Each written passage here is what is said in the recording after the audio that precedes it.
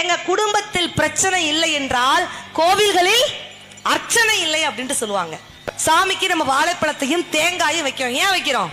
தேங்காய், அதை தமிழ்ல பிரித்து பாருங்க. தேம் கூட்டல் காய், தெய்வம். தேம் என்றால் தெய்வம், தெய்வத்திற்கு உண்டான காய் தேங்காய்.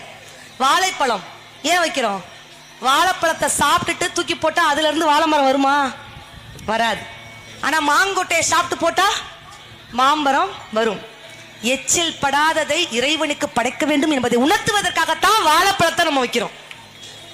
மீண்டும் பிறவாமை வேண்டும் என்பதை உணர்த்துவதற்காகத்தான் வாழைப்பழத்தையும் நம்ம தேங்காயும் வைக்கிறோம். 4 பேர் மெச்ச வாழணும் அப்படின்னு சொன்னாங்களா இல்லையா?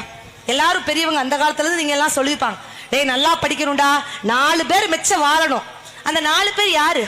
மாதா, பிதா, குரு, தெய்வம். 4 பேர் மெச்ச வாழணும் என்று சொல்லி கொடுக்கக்கூடிய தலைமுறை இன்னைக்கு நம்ம இருக்கிறோமா இல்லையா?